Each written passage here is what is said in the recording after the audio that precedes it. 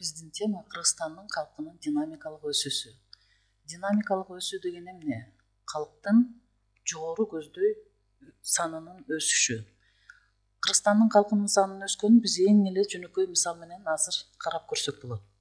2011 жылкы эсептөө боюнча Кыргызстандын территориясында 5.477.000 адам жашайт экен. Ал эми 1897 жылы болсо Кыргызстандын эл каттоосунун маалыматы боюнча Кыргызстанда калктын саны болгону 663.000 гана адам болгон да.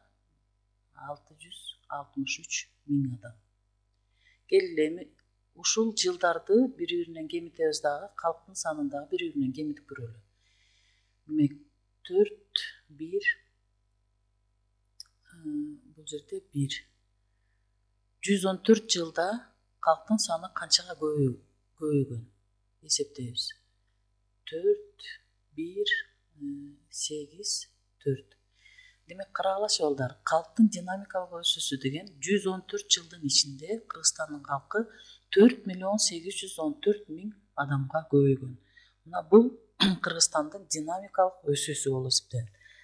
Бул жылдардын аралыгында калктын саны кеминде 8 эседей өскөн. Бирок биринчи дүйнөлүк жана граждан согуш жылдарында калктын саны тескерисинче төмөндөп кеткен. Мисалы үчүн 1913-1920 жылдары калктын саны 0.15%ке төмөндөгөн.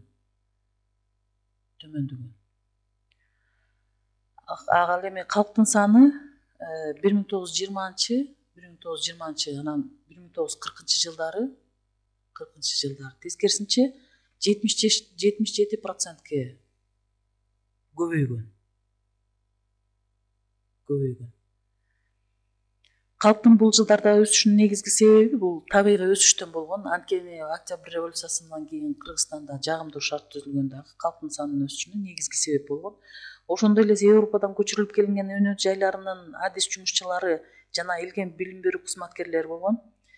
Алардын баары көчүп келип, натыйжада калктын саны көбөйгөн. Согуш жылдарында калктын өсүү темпи төмөндөгөнү менен согуш жүрүп жаткан Европалык бөлүктөн өзгөчө оккупациядан калган райондордон көчүрүлүп келгендердин жана өз жеринен куугунтукту алып көчкө салып көчүрүлгөн чечен, ингуш, карачай, балкар, крым татарларынын эсебинен калктын жалпы саны анчалык кыскарган эмес согуш жылдарында.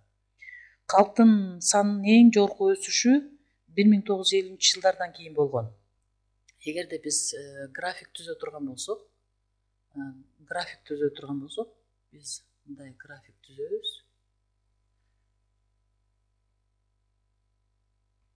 Жылдарды алабыз. Биринчи 50-60 жылдары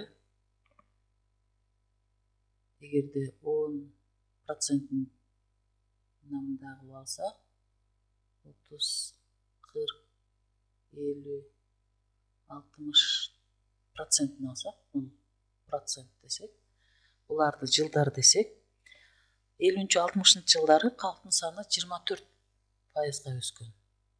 Графигибиз мындай болот. Ал эми 60-70 жылдары калктын саны 38%ге өскөн. 38%ге өскөн. Ал эми 70-80 жылдары 21% болгон. 21% болгон. 80-90 жылдары дагы эле 21%. 21% түзгөн. Бул 50-90 жылдар аралыгында ар бир 10 жылдагы калктын өсүшү 26%ке барабар болгон да. Мындай өсүштүн эң негизги себеби калктын табигый өсүшү. Ал эми тыштан көчүп келгендердин үлүшү анча жогору болгон эмес. Бирок калктын табигый өсүүсү 90 жылдарга караганда төмөндөй баштаган. Бул башкача айтканда кийинки 10 жыл ичинде калктын табигый өсүүсү 15% гана түзө баштаган да. Демек, калктын табигый өсүүсү деген менен 15%ке түзгөн. Ал эми калктын табигый өсүүсү деген тема боюнча азыр таанышабыз биз. Бул процесс төрөлгөндөрдүн санына гана эмес, ошондой эле негизинен калктын миграциясына байланыштуу. Калктын өсүү темпине республиканын ичиндеги аймактар боюнча бир топ айырмачылыктар бар экендиги байкалганда, акыркы 2000-2000 жылдар ичинде республика боюнча калктын өсүүсү 2,37 эсе болсо, ал Ош, Жалал Абад областтарында 3 эсеге жакын. Ал эми Чүй, Ысык көл, Талас областтарында 3 эсеге көбөйгөн. Ал эми калктын ор эки жерде санынын кыскаруусунун негизги себеби бул республикадан көчүп кеткендердин саны абдан көбөйгөн. Ошондуктан бул жерде калктын табигый өсүүсү төмөндөгөн. Ал эми 50-60 жылдары согуштан кийин калктын санынын өсүүсү тез көбөйгөн дагы, андан кийин көчүп келгендер да көп болгон. Андан кийин болсо уже демек азая баштаган. Эми кийинки түшүнүк бизде калктын табигый өсүүсү деген түшүнүк менен таанышабыз. Калктын табигый өсүүсү.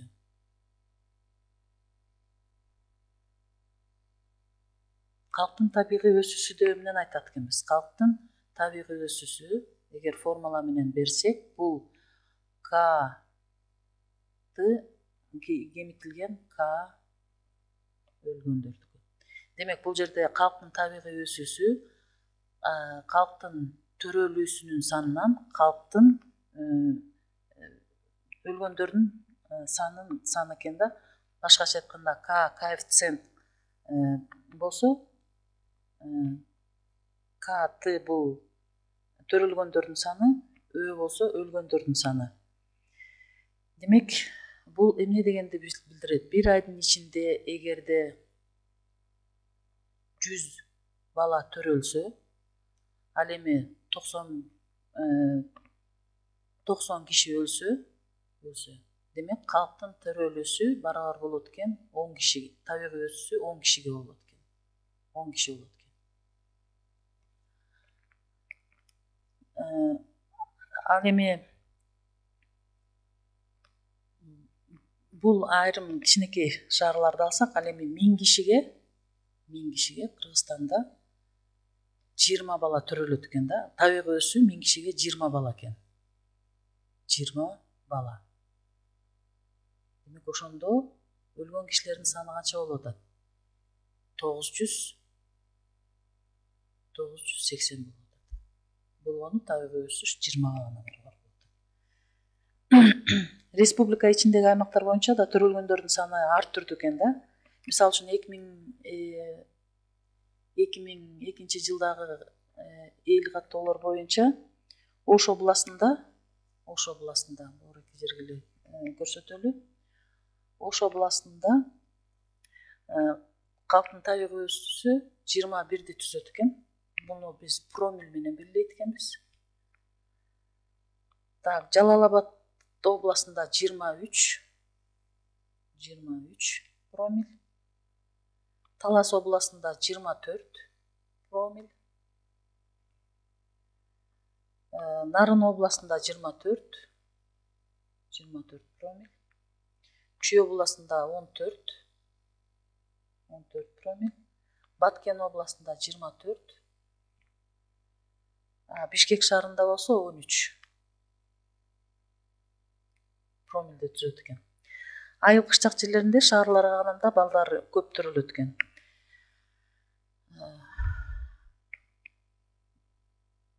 Бул боюнча маалыматтар кетти.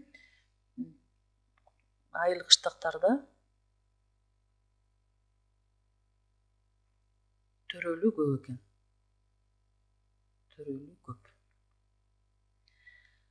Төрөлүү деңгээли көптөгөн социалдык экономикалык факторлорго жараша болот. Буларга демек төрөлүү деңгээлинин негизги факторлору азыр таанышабыз. Факторлору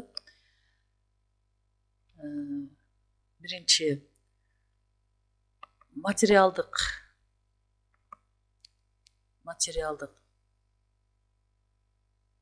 база. Экинчи маданият.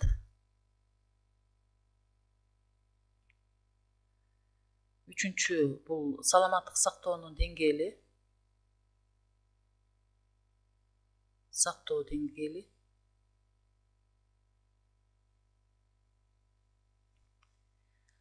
Эненин эненин өндүрүштө иштөөсү, эненин өндүрүштө иштөөсү,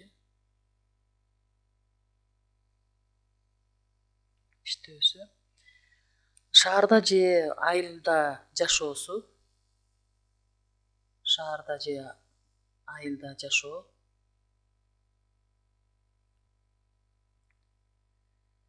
динге ишенүү,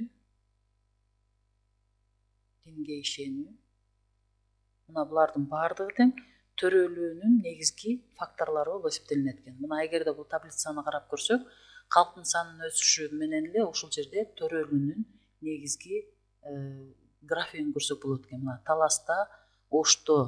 Таласта төмөн, Ошто жогорураак, Нарында жогору, Баткенде абдан жогору, Ысык көлдө жогору, Чүйдө жогору калктын санына жараша, Бишкекте, Жалал Абадта анан эң көп негизги төрөлүү көп болгон бул Ошо областы болот экен.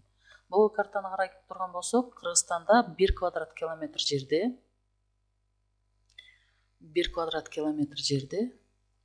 27 киши жашайт экен. 1 квадрат километр жерде 27 киши жашайт экен.